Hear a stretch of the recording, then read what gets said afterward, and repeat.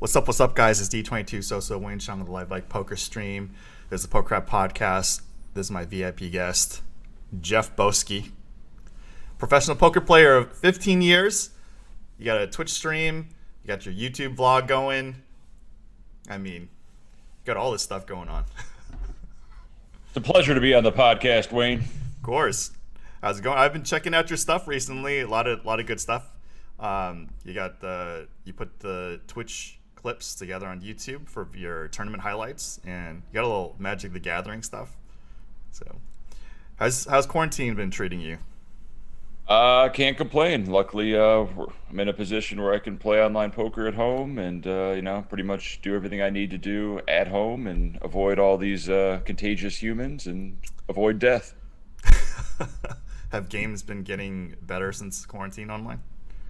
There was definitely a spike in the beginning, a lot of new signups, a lot bigger fields, but that has slowly gone down over time. So you have Twitch and YouTube. We're going to link that below. And you're always you have all these giveaways and stuff like that, right?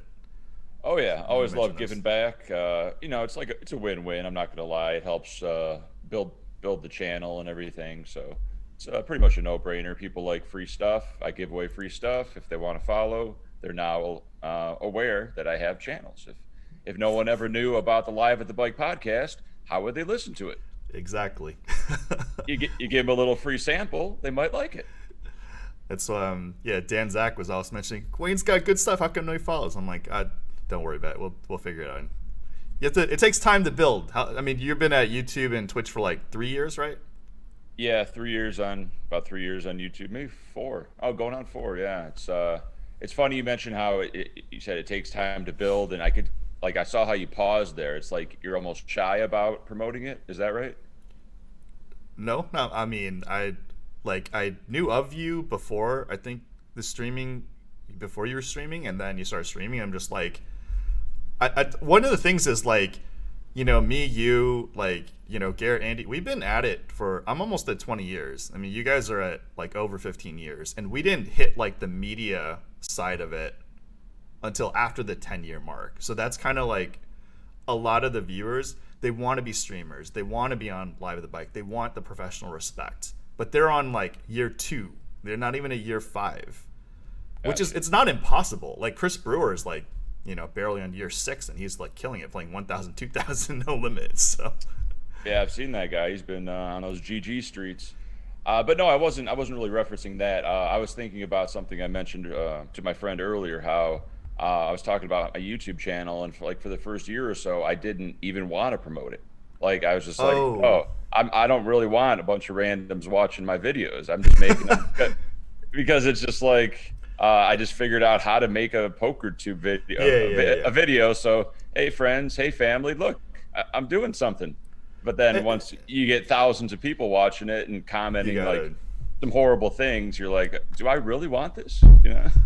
Yeah, there's always that dichotomy, and you obviously as a content creator too, this dichotomy. It's we're trying to put something good out there. We know we can improve, but at the same time, when game time comes, we gotta do what we can, and hopefully we're just improving along the way. Yeah, I realize there's a game to be played. There's definitely strategy behind how you promote yourself and what content you put out, and making it enjoyable for everybody, not too controversial, but maybe just a little controversial to get people talking. Right. What I do, at least with the PokerCraft podcast, we know there are a lot of fake people out there, and I could care less if one thing gets 10 views or something like Blake you or Sean Snyder, who've been around 15, 20 years. You've been around 15 years. Even if you got low viewership, it's not the point of this podcast. It's people who have been in the trenches. You see them grind day in and day out, whether it's live or online, and you see results. Not these guys who take pictures of chips and just say, oh, I played this hand, I fucking just cash in, cash out, crush the table. It's it's just not real. Yeah, speaking of chip stacks, that's one of the newest Instagram things I've been doing that gets a lot of attention. Just posting a chip stack and say, how many chips are there? and just people love Right. counting chip stacks. I don't know. It works. I don't know. Yeah, I mean, I'm like, as long as somebody's a legit player, like Brian Kim posted like, like 10 billion Bitcoin worth of chips on there. No one's got a problem with Brian Kim because he's there every day, just like, in the grind, and definitely a proven winner. I remember commenting on your chip stack. I was like, you got 100K in front. There are four cranberries that, Hidden. Oh hidden. yeah. Yeah, I saw that. I'm like, no, no, not yet, not yet. I just joke and troll because like with these photos, I mean, not talking about you, but talking about other posters, it's just like who is this guy? Like I see bike chips, I see commerce chips, and like I don't see the player there, or Someone else's stack. People have yeah, been guilty of taking pics of other people's stacks and putting them on Instagram. Like hashtag King, I think did that. there are a couple other people like Blake mentioned New York Poker King did that at Bellagio, and Oh yeah. there's just like a lot of stuff, which is, I mean, there's some pretty big names actually that I've heard do it, and it's just like it's kind of teetering on it. I mean, I guess it is their money, so Is but it? they didn't play the game. I mean, they may not have earned it through poker, but it is their money. So like I don't know where the line is drawn, I guess. No, I that's too. prefer not to touch that line, but I do realize it's a thing, and we do teeter on that line of like how to promote ourselves. So Yeah, that's too fake for me. I can't do that. Every chip stack on my Instagram pic has been from my camera, for just a yeah, picture that from a vlog or just a little chip porn. Hey, look, I got a shit ton of chips. This feels good. Take a picture, send it to some friends or um but yeah, you don't want to that's like the comparison I'd always make when people complained about getting catfished on Tinder or Bumble. I'd say, all of these girls are out there. They're posting pics of themselves 10 years ago when they're 50 pounds a lighter. I mean, whatever, that's controversial, but I'm not like flexing on a Bentley with a couple Ferraris in the background and I show up in my Ford Escort and, they say, "Hey, where's your Bentley?" I'm like, "Oh, you thought I had a Bentley just because it was in a picture with me?"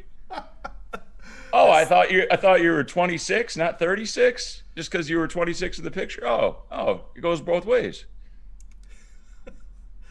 that's the world we live in now. Also, some people like take pictures of the celebrities in the background, and it's just like Oh it's yeah, like just you're hanging out with 50 crazy. Cent. Yeah, it's what it is. It's kind of like you've seen the Prestige, Chris Nolan movie. The movie.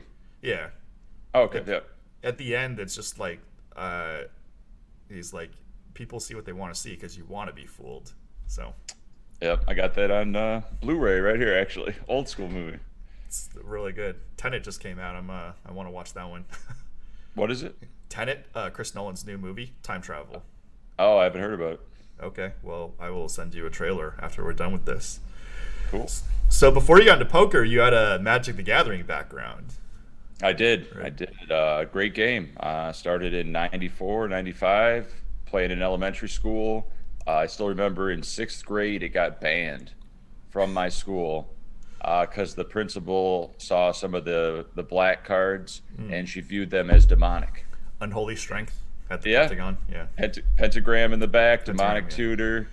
Anything black was demonic. We're practicing witchcraft on recess, and that's got to go. So we could no longer play in school. If you couldn't possess cards in school, but we still played after school and stuff. And luckily, seventh grade, junior high, I could still play, mainly just after school and online and stuff. You had some competition, right? You did well in the Junior Super Series, or Yeah, yeah, that was a great tournament. Really got me into tournaments, which I'm sure progressed into poker tournaments where you had to qualify in Detroit and then qualify in Chicago. You have to like 64 enter, 8 people qualify, and then you got to go to Florida. And this is pretty crazy for like a 15-year-old kid to be able to do this. So I appreciate my parents allowing me to travel and pursue this hobby, which was very lucrative in the end because I ended up winning the championships in '99 and won $10,000 sick? for college. So that was helpful. Although Of course, I didn't graduate college, but they didn't get me for any money. I just used that scholarship money.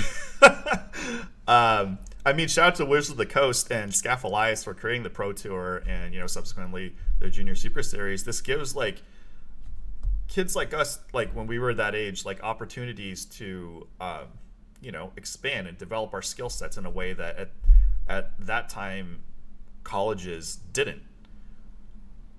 Yeah, I was pretty lost going to college. The thing I really liked about Magic was I used to I was early into sports cards before I got into Magic, but it's kind of lacking something. You just buy the card and you're like, You oh, can't play with them. no, I mean, we could trade them, I guess. I can sell them to the store and get ripped off, or just lose money buying boxes overprinted. But with the Magic, you can trade, you can play, you can hang out, you can strategize. It's just endless fun and opportunity to compete, and actually like arbitrage was the way I really accumulated a lot of my wealth to buy my first vehicle. Was I realized, oh, Jimmy has a $5 wants $5 for a Shivan Dragon. Okay, Timmy wants the Shivan Dragon and he'll pay $10 for it. So, well, shit, I'll buy it from 5 and sell it for 10. Boom, $5. It's all about the networking, trading, and just knowing the different markets, being able to travel to different stores, and then even playing Magic for cards as like a side bet, which you shouldn't really be doing. I guess that is gambling, but it was just an added bonus to the game. And people would talk shit. Oh, I could beat your deck any day. Okay, well, let's play. Let's put up that Shivan Dragon.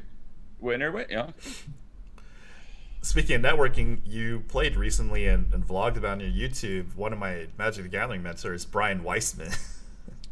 Yeah, I was very lucky to. One of the biggest things I've learned over the years is never be afraid to ask for what you want, even though it'll be awkward if you get turned down. Like perfect example is the hot girl in high school. You think you have no chance, but weigh the pros and cons. She might like you, because I came across a lot of girls that felt this way about me after high school, and the ship had sailed. They're married.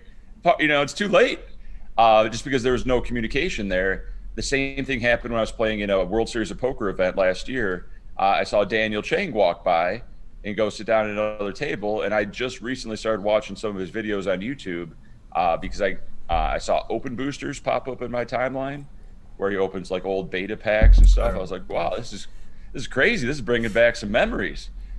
And I was like, oh, is this really Daniel Chiang? What's he doing at the World Series of Poker? He's just a Magic art dealer. And I busted, and I was like, well, I can just do the drive of shame, or I can go over to Daniel Chiang's table and say, hey, I like your videos. And I did. He said, oh, cool, man. Dinner breaks in an hour. Let's go get some dinner. We hung out, got to become good friends, and introduced me to Brian Weissman and all these other high-profile Magic players. I'm not really trying to get back into the game, but I do like hanging out with these guys in Vegas and just playing with the old cards.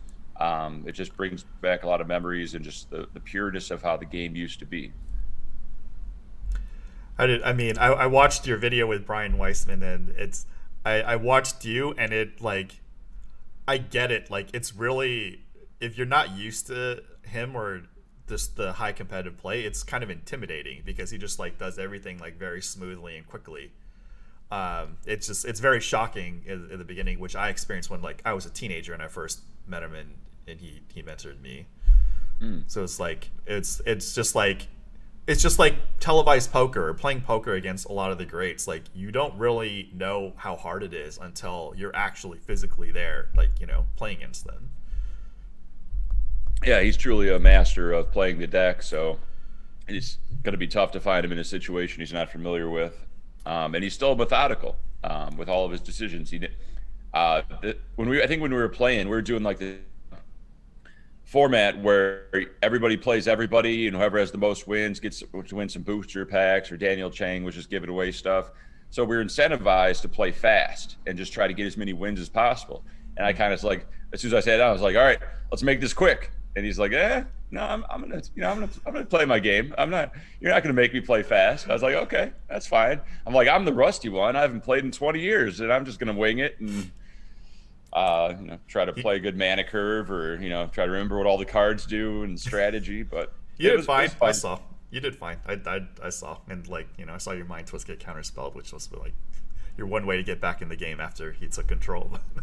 Yeah, there's definitely a lot of luck of the draw, Yeah. but skill still a huge proponent. So how'd you transition into poker then? A lot of my friends started playing Texas Hold'em just with a deck of cards and bags of change. Like we didn't even have chips or anything, just a $2 deck of cards and a Ziploc bag full of change. And a quarter is a quarter. Blinds are 5 cent, 10 cent. You got a nickel and a dime. And we do those for home games for a while. And I believe David Williams just came off second place at that time. World Series. Yeah, for 2.5 million. I was like, wait a minute, David Williams, he plays Magic. If he can do it, I can do it. And that kind of got me started, and I saw the possibility. But I stayed in college, stayed working a full-time job, and it was just too much. I just couldn't handle college, work, and poker. Yeah. So I decided, with no real direction in college, and I failed calculus 3 times in a row, and they wouldn't let me take it again. Not that I wanted to. I was kind of at a dead end, and I wasn't happy with my job. I just wanted to be my own boss, and poker seemed like the perfect opportunity to be accountable for myself and my own success. Right. So And at Party Poker and Poker Stars, 2003 or something. you're 2004. how many tables were you playing? Party Poker, I still remember I was playing 4 tables of 10 cent, 25 cent, and I was making a consistent $100 per day. And I think that was all I ever wanted. I mean, I was plenty living in Detroit, not a high cost of living, and just being able to relax at home. My friends would come over and hang out. I'd get food delivered. My friends would cook, or just it was so much better than the working environment, the 9 to 5 corporate world, and just dealing with a lot of shit. And I figured if I can progress past that, then a lot of great things could happen. And then a buddy of mine won a $10 rebuy on Stars for $10,000, and Sick. that's when I was like, tournaments. It's over. Yeah. Yeah, David Williams can do it. You can do it. Sign me up. So, being a professional multi-table tournament player, which you are, is the lifestyle, in my opinion, seems tougher because of the variance. How do you feel about that?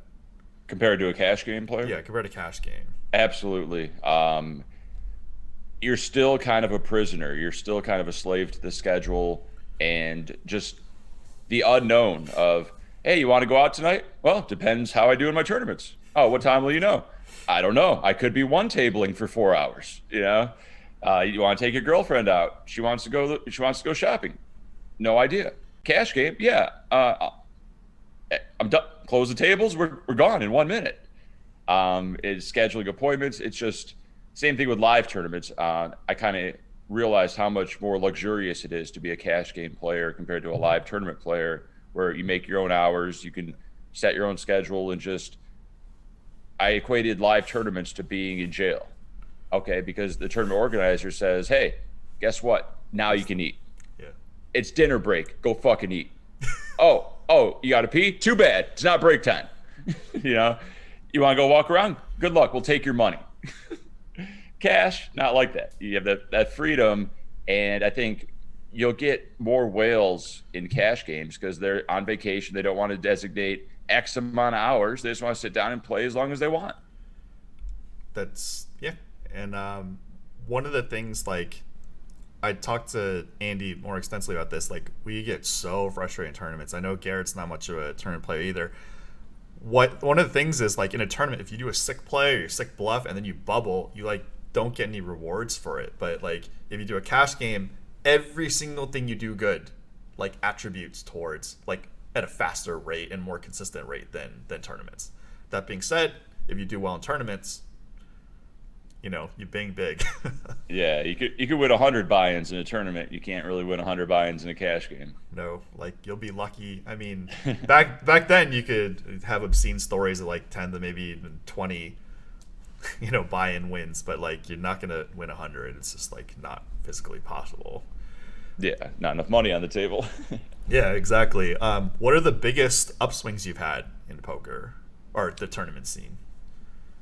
Biggest upswing was probably 2009 on Poker Stars. I just went on a sick heater right around my birthday, and I won the nightly back to back. It was 162 and a 320 buy-in. First one I won for I think 25,000, and the second one I won for 57,000. Easy game.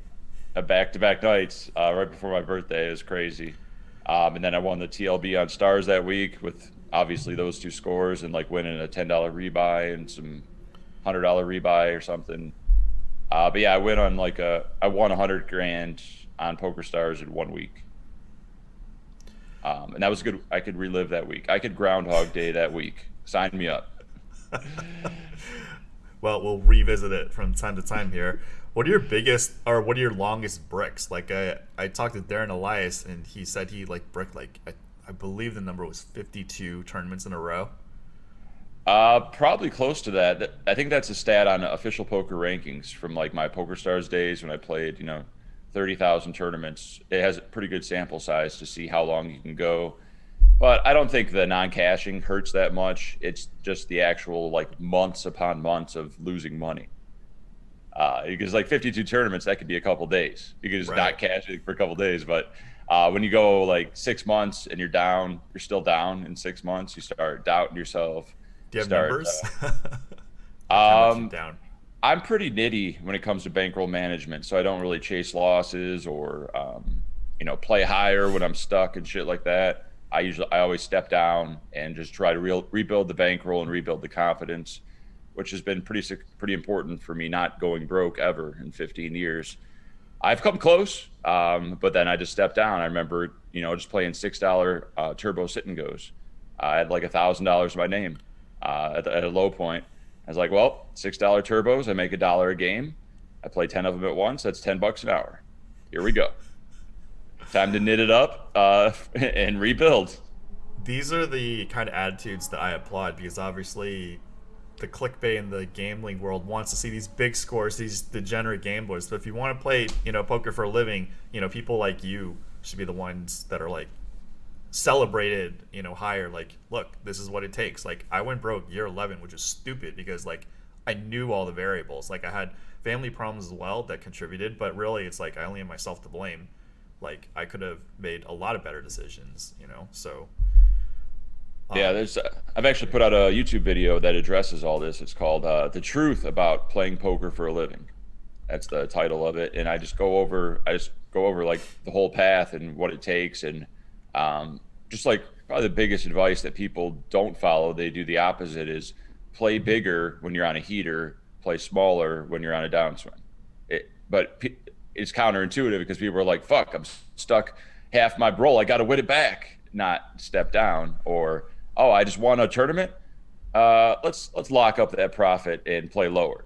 No, you got to run with it. Confidence is high. You're feeling good. You're running good. Play higher. Sell action if you have to. I mean, selling action, that's a whole other thing. But in general, don't buy action from people that are on downswings. Sean Same B mentioned principle. that too. Yeah. The same principle. It's like they're down and out. Sure, they need a lifeline, but are you going to donate to them? They're That's desperate. a yeah, that's a tough thing, and I had to go through that too. And like, it was a good reflection period because, you know, 99% of my 99, even if like 99.9% of my career, I've been like really responsible, and then just like I had to self reflection when I did poorly, and I just had to fix things that maybe I didn't want to fix, or maybe I had to fix to get through the next step in life, and that's something you have to face yourself in. Poker and entrepreneurship are two things. It's like, yeah, I mean, you really have to just face a lot of your own weaknesses, I think, and do what you can about them. And none of us are perfect. Yeah, the toughest part is when you start doubting your abilities so much that you're like, well, maybe it's just poker's is a net negative for me. Maybe I should be pursuing another line of work. Why am I wasting my time with poker? I'm only getting older. I'm getting less skilled. Maybe it's time to be a car salesman or a police officer. Those are things I looked into a few years ago when I was thinking about quitting poker for good. Just the pain outweighed the pleasure by far. Yeah. Like the odds of winning a tournament, what, 100 to 1, 500 to 1? Okay, that feels great, but how much does it hurt every time you lose? If you can measure that somehow, you know what I'm saying? Yeah, it's hard. It like definitely, obviously mature people who play for a living have a lot of respect for us who have found kind of our groove and don't jam our heads into like high stakes poker, which I it's not even like I don't know. What's your high stakes poker experience? Did you try? I mean, I played the biggest tournaments I played was like the PCA 25K Players Championship. Um, It's pretty big.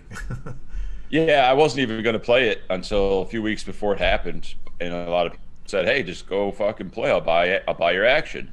And I was like, "Well, shit. How much action do I have to sell to make this feasible? 50%, 70%, 80%, and then I have to pay for my own travel. Is this a winning situation? But with all the money they added and all the qualifiers, seemed like a profitable excursion to the Bahamas and expensive hotels and shitty service. But yeah, and locked up that min cash for a $0 profit. All right, Zero's better than minus whatever. minus Better than 25. Yeah, minus 25. Yeah. But true. it's like the point of playing as professional players to win and to maximize the win rate. And there are people like Garrett and Andy who can crush the high stakes games. That's just like not a reality for most players, even very skilled players. And it's not just the skill; it's like the lifestyle. Like I don't know how many times like when I was younger, I'd lose like 40K in a day. I'm just like whatever. Now I'm just like I'm older and mature. I have to like take care of life responsibilities. Like I can't do that anymore. Like Yeah, it hurts. You gotta be almost numb inside to the swings and disregard money. A buddy of mine was talking about how it's a horrible thing to be a degenerate gambler and play no limit tournaments. And I actually disagreed with that. I said I think really? you need when it comes to money management, of course it's bad, but in game when you're actually playing, you got to have the heart and the balls to make those moves and make those gambles that a nit wouldn't do. They're like ace queen. I don't want to risk my tournament with this hand. I'll just fold, wait for a better spot. Where the gambler's like, fuck this, let's gamble, and you have to take those chances. You can't just assume everybody has the nuts, you can't be playing scared. yeah, and that's one of the big things about like high stakes poker is like high stakes poker tournaments and cash game is like you get so many people putting you to tough decisions like all the times and it just all the time and just like the accuracy plus the variance of the situations just like makes or breaks like a lot of things in those environments. Yeah, yeah, you got to take a lot of risks, but with risk comes reward as long as you're mathematically sound when it comes to the probabilities, I guess. So you have over like 50,000 online poker tournaments, over 1,000 live tournaments. How do you think like multi-table tournaments differ from cash games? Uh, just the time spent, the like I do in my vlogs, I always show the whole process. The optimism driving to the casino. Oh man, I'm gonna win 50 grand tomorrow. I'm gonna make day two, and then you lose right after rebuy period's over, and you do the drive of shame. And that's just how tournaments are. You can do the same thing with cash games, but just like I said, when you can set your own schedule, I think you'll find a lot more happiness. Where yeah, hey honey, I'm gonna start playing at 5. I'll be done at 8. We can go out to dinner, see a movie. That's a nice, solid life. Not, hey honey, I got to start at noon. I might be out at 12:30. I might be out at 11 p.m. So you need a understanding girlfriend. If they don't get poker, it's going to be a disastrous relationship. I've been with some girls that have been said just the worst things, like the stereotypical. Of course, they don't really understand how it is, but they'll say, "Why didn't you just fold? Oh, why didn't you win? Right. Do you enjoy losing? Like what? Ooh. Why are you needling me? We're on the same team here." One thing I do have to state is like also as I get older too, it's like you do have to see like from a relationship point of view, like it's not fun for the girlfriend to see your net worth like drop and just like you getting crushed on the inside so much that they don't know what to do and there really is no remedy. Like the only remedy is you to go back on an upswing, right? Like there's literally no other remedy. Yeah, just shake it off. Don't talk about it. Just move on. And yeah, I can see how they're in an awkward spot where they don't know the right thing to say to you to make you feel better. I've seen that too. But one thing I can always recommend is when you're talking about money with your wife or girlfriend or what you Oof. want, or just don't say dollar amounts, because most people, especially if you're playing high stakes, they won't be able to relate to that. No. So just say, hey, I did good. Today I did bad. Yeah. Today I did okay. Today I did great. Because you don't want to say, hey, I won 10 grand. Oh Because yeah. I'm Then like, it's shopping oh, time. shopping. Let's go out to dinner. New purse, new shoes, new dress. Yeah. You're like, no, I just did good. Yeah. Did great. Yeah, life's good today. We'll see how it goes tomorrow. Andy had a story when he lost that $440,000 pot to Jackie. Like the girlfriend broke up with him, which is like, it's like a little bit of a snap to reality. I mean, it's like it kind of sucks, but it's like also like a reality check of what your relationship was made of. Well, oh, when he had versus the quad nines or whatever. Yeah, the quad nines. He had queens full against quad nines, and Yeah. yeah, jokingly throwing his life under the bus, but it's Wait, just his like girlfriend, she his broke up with him because of that pot? it was like shortly after. I don't know if it was because of that pot or like because of how he acted after the pot. Like Andy's a pretty chill dude, but like Yeah. we know how it is. Like if we go on downswings, we need to vent. Yeah, tilt is real. So yeah, I don't know. Like yeah, maybe I shouldn't throw Andy so much on the bus now, but it's just like he it's gonna shake anybody to lose that dollar amount, but just like he brushed it off, and he's doing well again. And I think that's a lot of the things is a reflection of in a relationship, especially if a poker player gets into a relationship. There are things that you need from the other side, and the things that you could fix on your side to adjust that you brought out just now that are Yeah, you need a good girl in your life that understands, or else the relationship's just not going to work. If they don't understand the lifestyle, then just got to move on to the next one. You got to remember if the juice is worth the squeeze when it comes to a lot of women. nice. um, One thing that isn't so much documented that we have veterans of over 15 years know is like there's these training sites that kind of give you a framework, but like the people who have lasted a long time always have tactics like that they employ from time to time. I don't know if you want to comment on that or even drop some tactics for the audience. Are you talking about like population tendencies? Sure, just like okay, for cash game examples, which I'm more familiar with, is I start from the bottom. When you're playing low stakes, there's a lot of like tells. Low level tells are very reliable. They're very polarized. Like for example, if a newer player hems and haws when there's like the river's like the third heart, it's like, oh man, oh, do you have a flush? I'm all in. Like Yeah, he's pretty much he's got He's it. got, he's got it. So like Yeah, it's like population tendencies, like how often people do this in that certain situation that you've just picked up the pattern recognition over time. So yeah, that's how I like view a tactic. Like someone check raises the river, probably not a bluff. Someone limps under the gun and raises back when you raises. raise. Yeah, it's like okay, what do you got? Deuces? Probably not. Okay, he's got kings plus. Okay, but yeah, those things help, and that's the big thing that kind of has me torn in certain spots where it's like, okay, they almost always have it here, but I have the top of my range, so I'm supposed to call. So which one do I choose? like Do queens, I? right? It's tough. Yeah, or whatever it is. I got a flush on the river, and I just got check raised. So he's repping a bigger flush. How often is he bluffing? How can I? If I fold this too much, I'm getting bluffed too much. So it's all about that balance, knowing your opponents, and just intuition, I guess. Has it gotten harder? Like, you were a reg back in the day, and now you're, on media, so people know of you and kind of know some things about your game. Has it been a tough adjustment?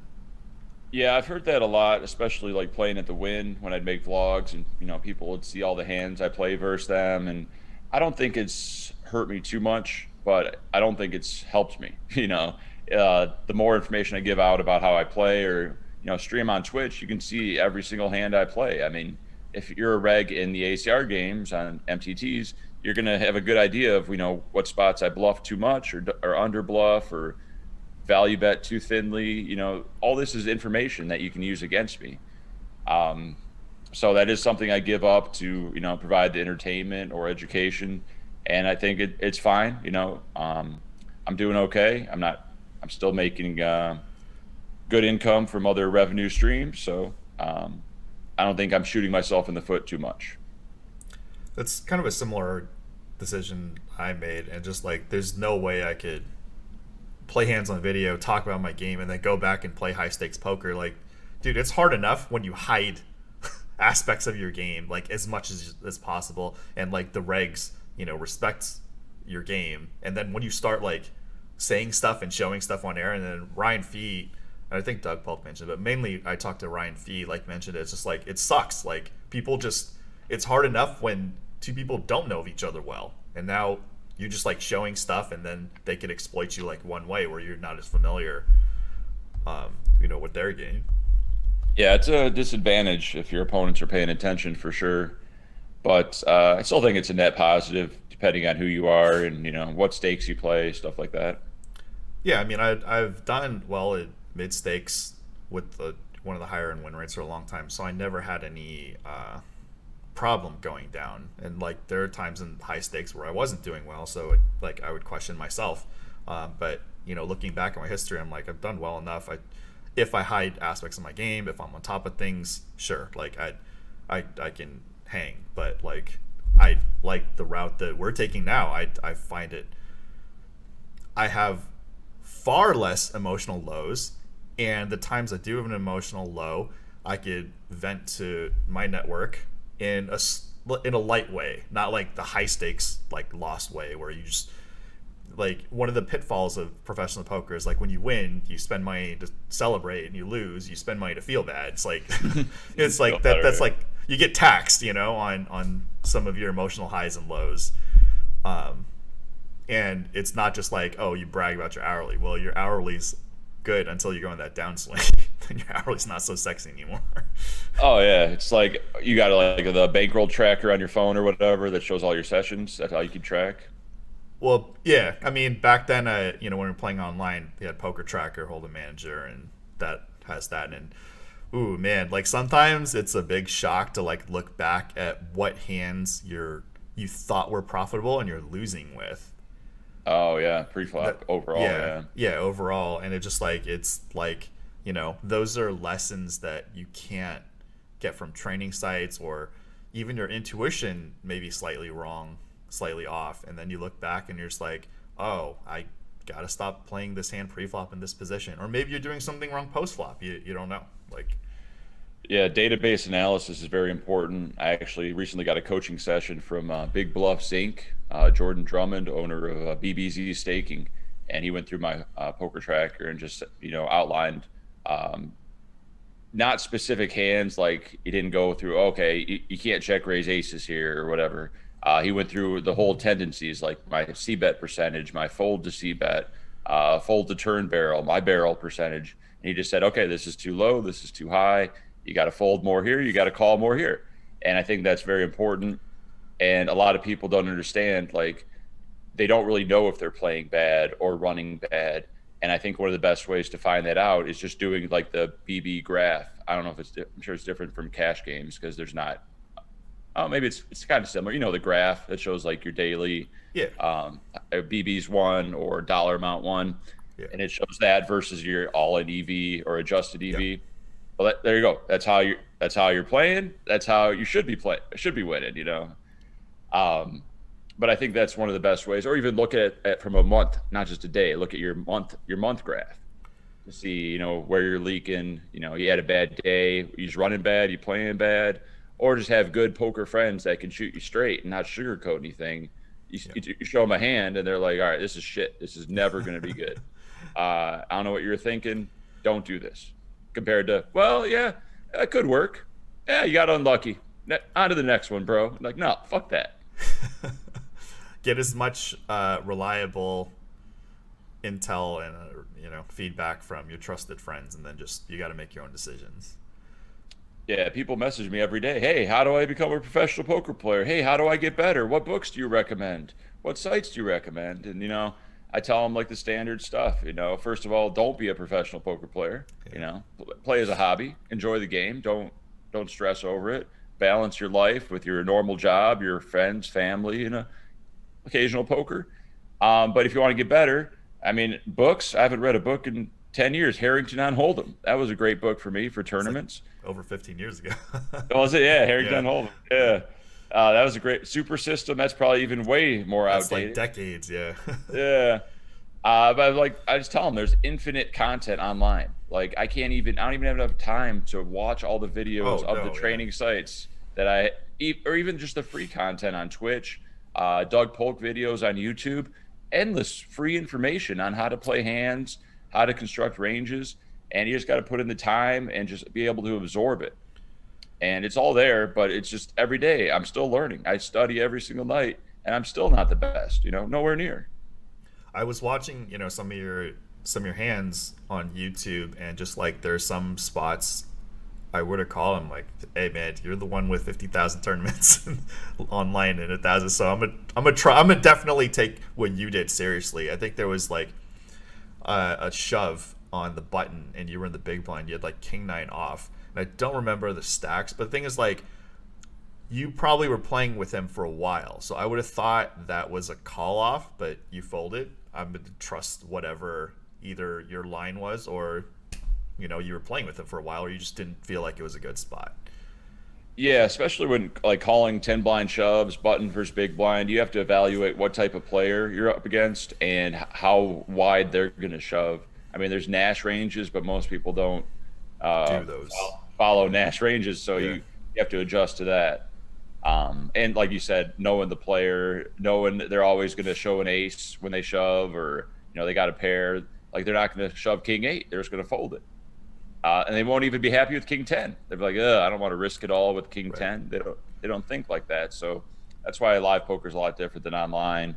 Or when you're playing online, use a HUD like Poker Tracker to kind of give you a better idea, just a baseline. I don't look at it deeply. I just look at it as I don't even look at it until I need to.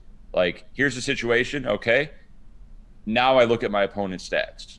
Like if I'm 50-50, I'm like, well, I could call or I could fold. I look at his stats. He's playing, 30% of hands. He's 3-betting 12%. Okay, I call. Yeah. He's playing 10-5-2. Okay, I fold. There's the decision maker. So one narrative that actually somebody I talked to 2 days ago that I coached, he just says he was saying like how my stuff may not get as much viewership because like other people want to see the optimistic point of view, whereas like me, you, Garrett, Andy discourage people from playing professional poker. The thing is, like, if somebody's determined to be a professional poker player, just like you, they're gonna find a way to do it. So Yeah. but the stuff that we say here is going to help you along your journey if you take it serious. It's kind of like the red pill poker, so to say.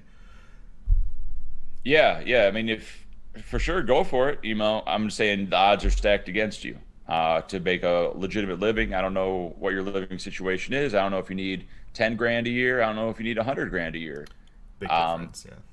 but if it's something you love that much and you really, really want to prove it to yourself that you can make a living out of poker, go for it. But, have a life roll saved up for in case when things don't go well. Do you have any advice for people who want to stream on Twitch or do YouTube videos and vlogs? Yeah, there's definitely a strategy for each. I mean, yeah, I'll just give away all the secrets. If you want to look for a good strategy, follow what Andrew Nemi did. He he's never said anything. He's never engaged in any of the hate. He always shakes off any negativity. He never talks bad about anybody. He always keeps it upbeat and positive. And like they always say, people always like a happy ending. So like in his videos, even if he loses a couple grand at the Bellagio, he wants to give the viewer a good feeling at the end. He doesn't want the despair of loss and devastation. He's like, well, we're gonna go have a couple cocktails. Oh, look, here's a nice view. Here's a drone shot. We'll try again tomorrow. I really don't do that. And I realize it does affect the viewership and the overall enjoyment. But once again, I try to keep it as real as possible. And when I bust out of a tournament and I lose $1,000 after 8 hours of work and I bubble, I can't say, oh, that was fun. Can't wait to try that again tomorrow. We'll get them next time. It's like, fuck, you Yeah. know, time to do a 30-minute drive home and think about how I fucked up. Not, oh, let's go have some sushi. You know, like, Some people do. yeah, no, I can see that aspect. I'm not hating on Andrew. He puts out some great content. Love his videos. He just knows the proper strategy for YouTube. Another thing I can tell people to do on YouTube, which I don't do, is I think there's a specific correlation between words per minute and viewer retention. Yeah. So if I'm just like, hey, Wayne, what's up, man? Just Jeff here talking about some poker compared to, we got Wayne in the fucking chat. Holy shit, the poker world's blowing up. We got to get those bonus codes, affiliate links. Oh, sign up today. Oh, shit. It's going to do a lot better, even if I'm not being genuine. Or even like, I watch car videos on YouTube, and all the top car guys, words per minute. They're excited. They're boom, boom, boom, boom. Oh, shit, a new Bugatti. Check out my fucking Bugatti. Not, we acquired a Bugatti today. You got to get them pumped up. And I try my best, but I'm not going to cross the line where I'm just not being genuine. I'm not going to be an infomercial guy. I feel the same way. I kind of do that. It's just like I admire the people, who are genuine to it, like, Joey your 1 AK Chicago Joey. Like, yeah. No, he's pumped up. He's legit pumped up. He's not faking it. I like all of his stuff too. Polk, Joey, they got the game down. But that's just for YouTube. Those are my tips for, if you want to start a YouTube channel. Like you don't need anything. I use my phone. I use my phone to record. I use my phone to edit. That's it. iMovie, free app, free. You can do it. If I can do it, I don't know shit. You can do it. Add some music, add a couple images, create a storyline, point A, point B. You don't need a storyboard and a script. I know a lot of guys do. They got full scripts. They got outlines. They got pre-planned cameos and shit. They're thinking 5 steps ahead. I'm just like, oh shit, there's a fight at the Encore. Maybe I should record this. Okay, boom. Not like, oh, what I'm saying. I admire those guys though much though. It's like their heart. Yeah. You got to be creative. That's the other thing. You got to love editing, or hire an editor, or just enjoy the creative process of going from point A to point B.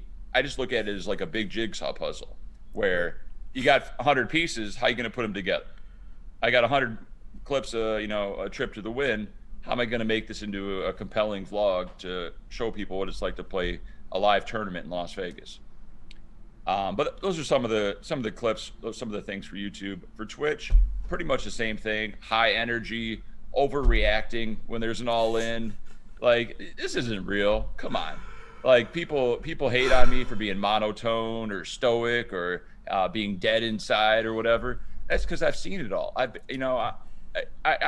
I win ace king versus queens, 20 from the money, I'm not jumping around fist pumping, pelvic thrusting the monitor.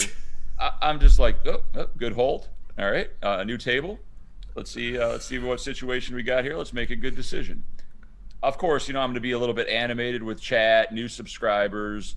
You want to reward people for interacting, and there's always a line. Teach their own, do your thing, be yourself, but still you got to play the game to some extent and just know how to promote yourself and your channel and watch it grow. Yeah. Like I'm on the same boat. Like I've seen I'm sure every scenario, if not 99.99% of scenarios, and it's just like it. Sometimes things do excite me, but like when you see these things over and over, you're just like, I think we're both on the same page. We're trying to help like the people aspiring to get better, and not so much we don't want to promote a fake dream. Yeah, no, I tried. Dream. Yeah, why lead the sheep to the slaughter?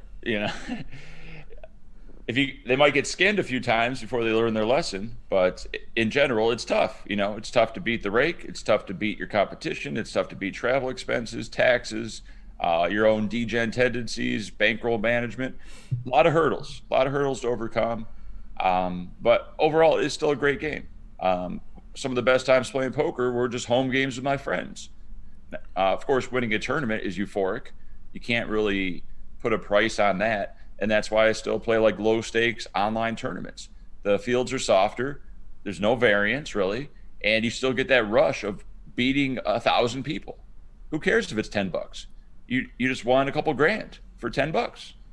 That's a great feeling. It's good return on investment.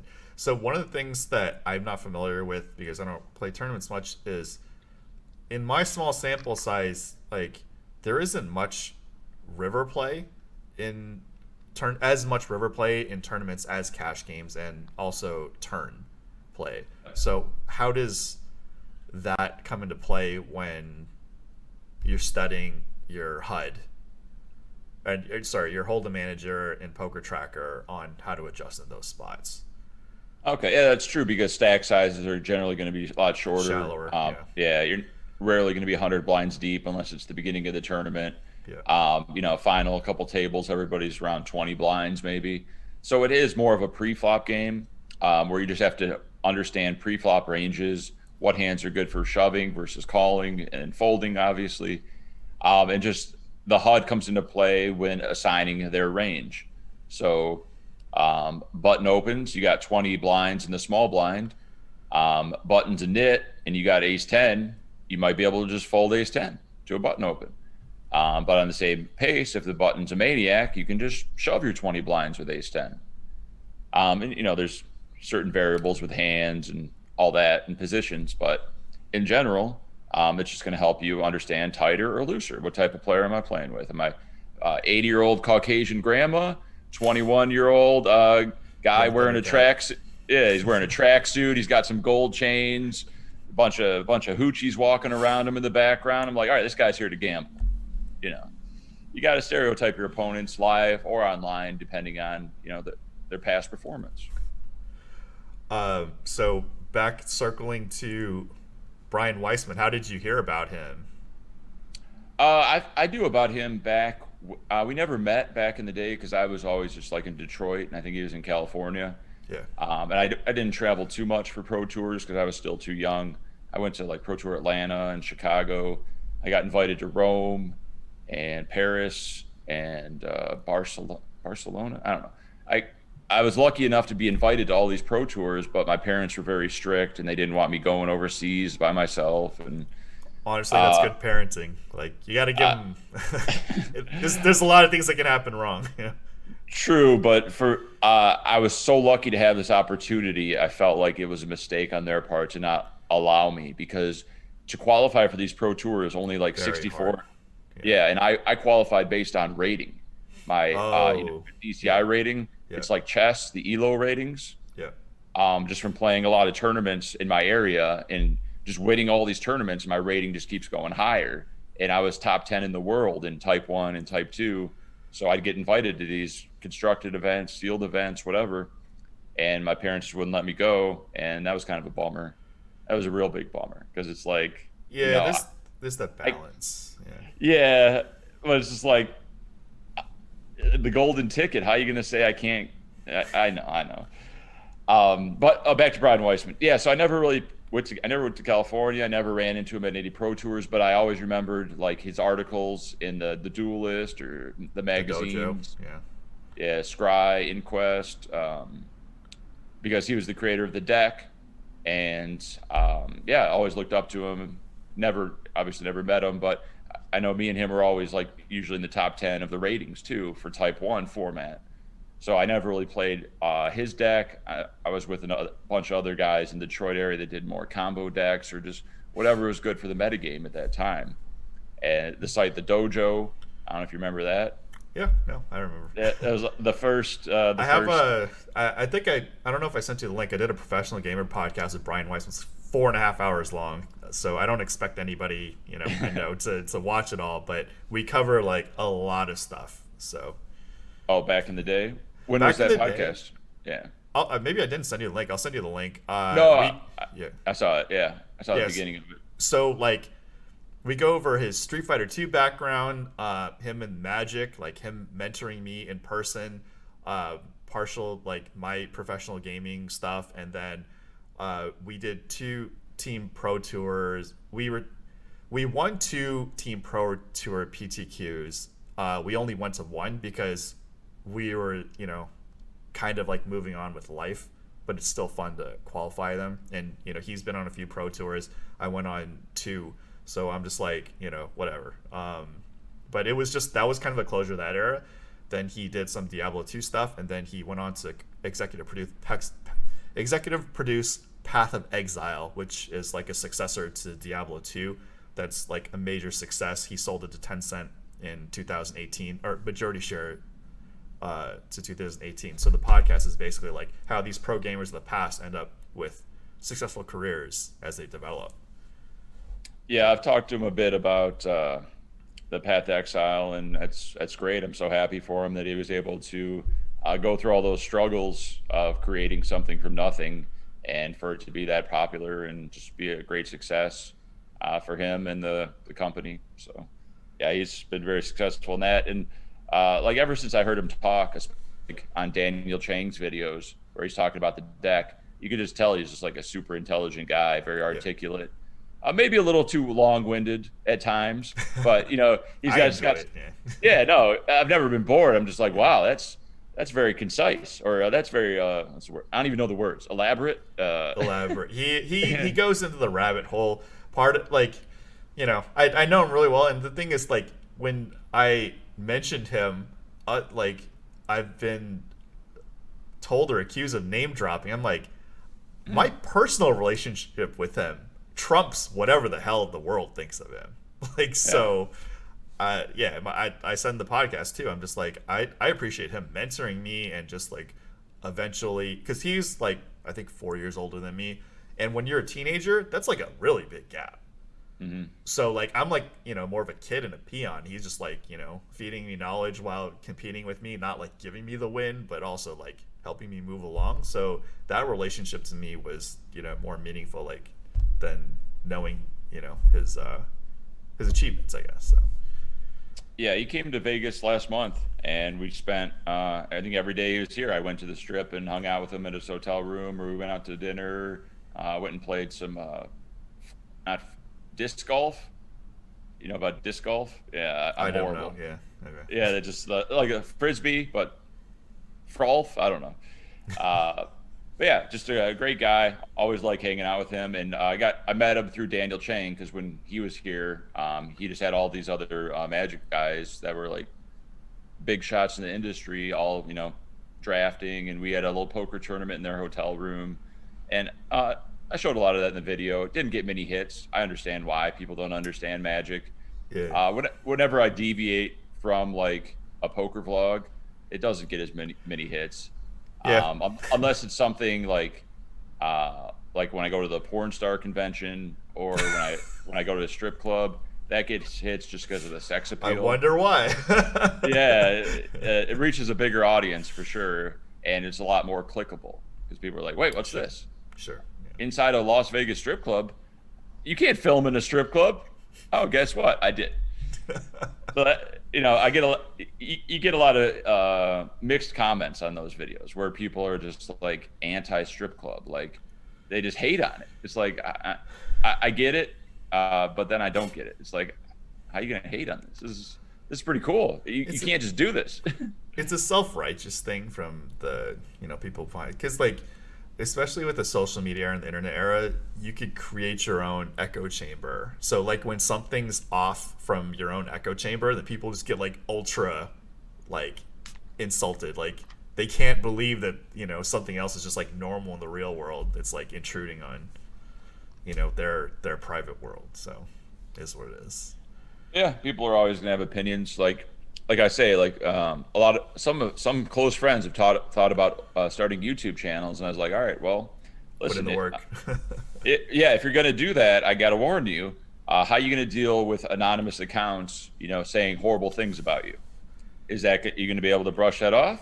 Are you gonna come back at them? Are you gonna ban them? What's your strategy?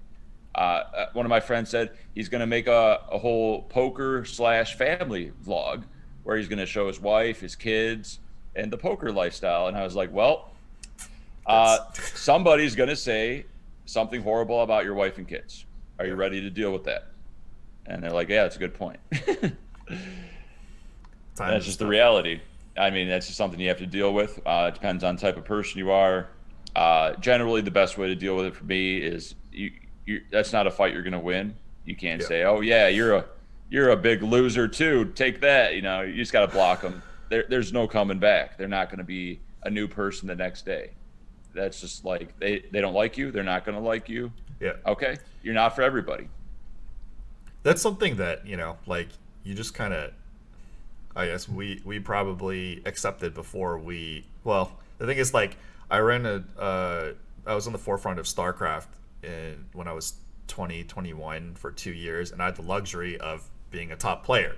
Like, if you don't have that even if you are a top player, you're going to get a lot of hate. So I had that practice back when I was younger, so this time around I kind of knew what to expect, and I did give JJ De La Garza and I gave a lot of leeway for a while, and then at some point it's like, dude, okay, we have thick skin, but you're just like insulting the players and just like, being toxic towards women. That's just like not gonna happen. Like, we're gonna put the foot down, and it doesn't matter. You could hate us or whatever, because it's like, whatever. Nobody's universally liked anyway. If you are, go be a pop star. Go run for president. I mean, just like, Yeah, you'll never get that 100% approval rating. yeah, Like when I look at a YouTube video a few days later after I release it, if it's 95% thumbs up, good. that's 100%.